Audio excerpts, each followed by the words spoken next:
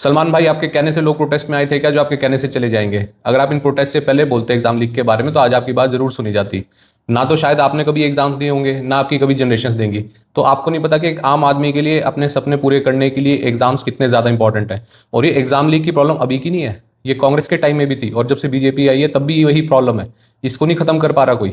हम इतने सालों की मेहनत के बाद और करोड़ों लाइफ खराब होने के बाद यहां तक पहुंचे हैं, और आप कह रहे हो कि घर चले जाओ बिना बात को मुकाम पे पहुंचाए। सोनम वांगचुक ने भी अपनी हंगर स्ट्राइक बेशक तोड़ दी हो, लेकिन बात को जब तक सिरे तक नहीं पहुंचाया जाएगा वो भी कहीं नहीं जाने वाले। एक आमिर खान के पीछे पड़े हैं कि भाई कुछ बोल दे, उसको बोलने के लिए बस एक ही बात आती है, कबूल है कबूल है कबूल है। उसको क्यों हनीमून पे डिस्टर्ब कर रहे हो यार, अभी उसकी उम्र ही कितनी है। मुझे एक बात नहीं समझ आती कि इन एक्टर्स की और क्रिकेटर्स की इतनी ज्यादा वर्शिपिंग क्यों है।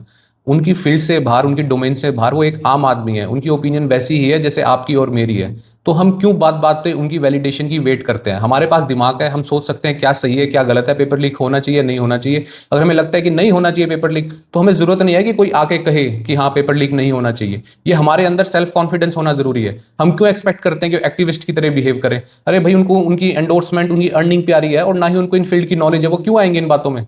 अब क्वेश्चन आता है कि प्रोटेस्ट से निकला क्या। गवर्नमेंट कह रही है कि हम स्टेप्स लेंगे, फास्ट ट्रैक कोर्ट्स बनाएंगे। गवर्नमेंट तो पहले भी स्टेप्स ले रही थी, ऐसा तो नहीं है कि अभी गवर्नमेंट कहने लगी है कि हाँ हम पेपर लीक को रोकेंगे, स्टेप्स लेंगे, या पहले यूं कहते हो कि हाँ हम तो पेपर लीक करवाएंगे। ठीक है, ये बातें तो पहले भी चल रही थी। फास्ट ट्रैक कोर्ट्स बनाए हैं तो ये सुन के क्रिमिनल ज्यादा खुश हैं कि भाई अब तो और भी जल्दी छूट जाएंगे, क्योंकि 2024 के नीट पेपर लीक का जो किंग पिन था, सीबीआई ने कहा कि उसके अगेंस्ट हमारे पास कोई प्रूफ ही नहीं है। कुछ ये कह रहे हैं कि अब स्टूडेंट्स के ऊपर केस नहीं होंगे वायलेंस करने के लिए। आप ये बताओ, वायलेंस पुलिस ने नहीं किया? कितनी सारी वीडियोस है पुलिस के वायलेंस की। और स्टूडेंट्स के ऊपर पैलेट गन्स का इस्तेमाल हुआ। पैलेट गन्स पता है कहाँ यूज होती है? जहां टेररिस्ट को बचाने के लिए कश्मीर में लोग उधर आते हैं ना सड़कों पे, तब आर्मी उनके ऊपर पैलेट गन्स का यूज करती है। वो यूज की गई उन स्टूडेंट्स के ऊपर जो कि पेपर लीक के लिए प्रोटेस्ट कर रहे थे।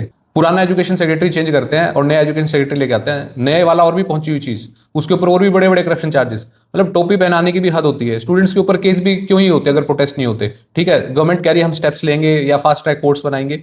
ये सब चीजें तो पहले भी चल रही थी, इनसे कोई फंडामेंटल चेंज तो नहीं आने वाला। ये तो टोपी पहनाने की बात है।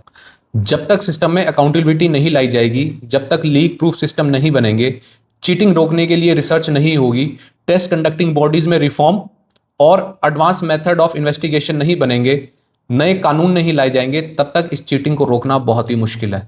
जात पात और धर्म जैसे मुद्दों से निकलकर बहुत मुश्किल से असली मुद्दे जैसे एजुकेशन पे बात होने लगी है, पेपर लीक पे बात होने लगी है। इस जन चेतना को ऐसे ही खत्म कर देना ठीक नहीं होगा। अन्ना हजारे के प्रोटेस्ट में एक बार लोकपाल वाली लॉलीपॉप हमें मिल चुकी है, तब हमें सिस्टम की इतनी ज्यादा समझ नहीं थी। लेकिन जेनजी के साथ हम हमारा पूरा एक्सपीरियंस पूरी डिटेल में शेयर करेंगे।